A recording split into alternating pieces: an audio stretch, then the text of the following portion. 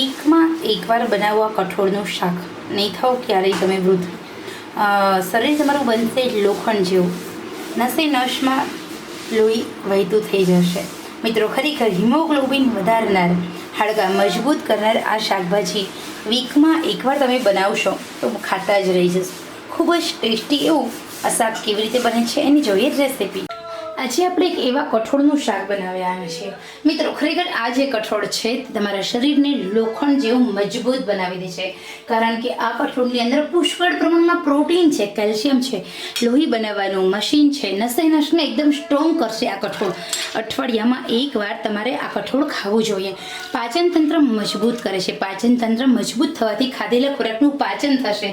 સાથે સાથે મિત્રો, તમારા શરીરની ચરબી બનતી અટકશે, નવી ચરબી બનતી હશે એ અટકી જશે અને તમે જે પણ ખોરાક ખાવ છો એનું એકદમ ઇઝીલી તમારા શરીરમાં એનર્જી બનશે. તાકાતનો ખજાનો છે આ કઠોળ. તો નિયમિત રીતે અઠવાડિયામાં એકવાર જો તમે આ કઠોળનું શાક ખાશો તો 100 વર્ષ સુધી તમે રહેશો યંગ.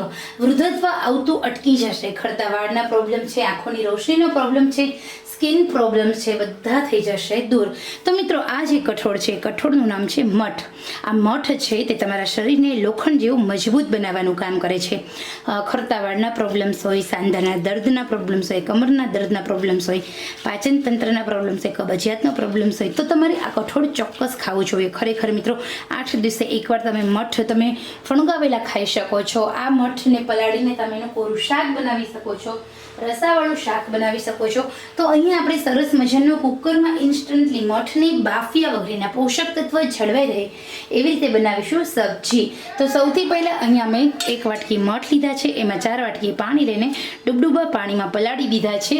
તમે આંગળી વડે પ્રેસ કરો તો 2 ફાડ થાય એવી રીતે આપણે મઠને પલાળવાના છે. હવે આપણે આ મઠનું શાક બનાવીએ. તો આ મઠનું શાક બનાવવા માટે આપણે 3 મીઠા લીમડાના પાન અને 1 તીખું મરચું સમારેલું, 1 ડુંગળી ઝીણી ઝીણી સમારેલી, 1 ટામેટું સમારેલું અને 4 થી 5 કળી લસણ છે એને મેં ખાંડી લીધી છે. આટલી સામગ્રી હોય એટલે ભયો તમારી સબ્જી ગરમ મસાલા વગર પણ બહુ ટેસ્ટી બનશે. આપણે આ મઠનું શાક બનાવીશું કુકરમાં. તો અહીંયા એકદમ સરસ મજાનું ટેસ્ટી અને સ્વાદિષ્ટ એવું મઠનું શાક બનાવીશું. તો એના માટે સૌથી પહેલાં મેં 1 વાટકી મઠ છે તો 3 વાટકી તેલ આપણે 3 ચમચી મૂકી દીધું છે, કારણ કે તેલ પણ આપણે લેવું ખૂબ જ જરૂરી છે. આપણે થોડું ગ્રેવીવાળું અને મસાલાદાર ખટ્ટી સબ્જી બનાવવાના છીએ એટલા માટે. તો અહીંયા તમે જોઈ શકો છો, મેં અહીંયા તેલ ગરમ કરવા માટે મૂક્યું છે. આ તેલ ગરમ થશે એટલે આપણે જીરાથી વઘાર કરીશું. તો અહીંયા મેં જીરું એડ કર્યું છે. તેલ એકદમ ગરમ થાય પછી જ તમારે જીરું એડ કરવાનું. જીરું સંતળાય એટલે હિંગ ઉમેરવાની છે. હિંગ ઉમેર્યા પછી આપણે એડ કરવાના છે મરચાં, અને મરચાં ઉમેર્યા પછી આપણે ઉમેરીશું લસણ. તો લસણ અહીંયા આપણે ઉમેરી દેવાનું છે. લસણ એડ કરી તરત જ આપણે એડ કરીશું સમારેલી ડુંગળી ઉમેર્યા પછી હવે આપણે એમાં એડ કરવાનું છે ટામેટાં. પરંતુ ક્યારે એ પછી હું તમને જણાવીશ. સૌથી પહેલાં અહીંયા આપણે હલાવી લેવાનું છે. ગેસની આંચ આપણે થોડી ફૂલ કરી દઈએ. ઓનિયન એડ કર્યા પછી 1 મિનિટ સુધી સાંતળ્યા પછી એડ કરીશું ટામેટાં. અહીંયા મેં ચોપરની અંદર ઓનિયન અને ટામેટાં બંનેને ચોપ કરી લીધા છે. હવે આપણે એમાં મસાલા કરીશું.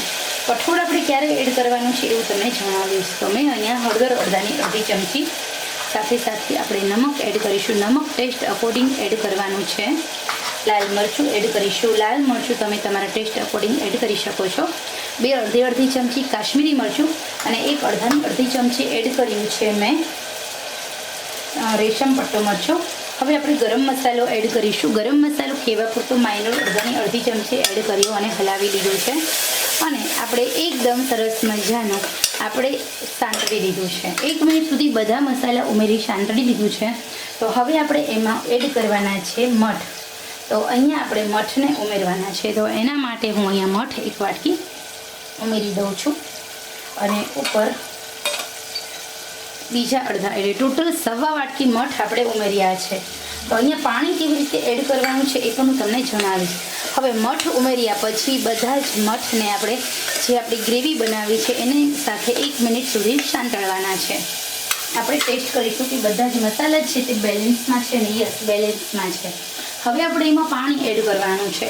તો ટોટલ આપણે કેટલા વાટકા પાણી એડ કરવાનું છે? જો તમારે રસાવાળા મઠ ખાવા હોય તો તમારે થોડું વધારે પાણી એડ કરવાનું. આપણા મઠ પલાળેલા છે. અને તમારે કોરું શાક ખાવું હોય તો 1 વાટકો મઠ હોય તો 2 વાટકા પાણી ઉમેરી દેવાનું છે. ગેસની આંચ આપણે થોડી મીડિયમ ટુ સ્લો રાખીશું. લીડ કવર કરીશું અને 5 સીટી થવા દઈએ. કઠોળ છે એટલે 5 સીટી આપણે ફરજિયાત થવા દેવી પડશે. તો અહીંયા 5 સીટી પછી આપણો એકદમ સરસ મજાનો ઓછા રસાવાળું મઠનું શાક બનીને રેડી છે. આવી રીતે તમે ચોક્કસ બનાવજો.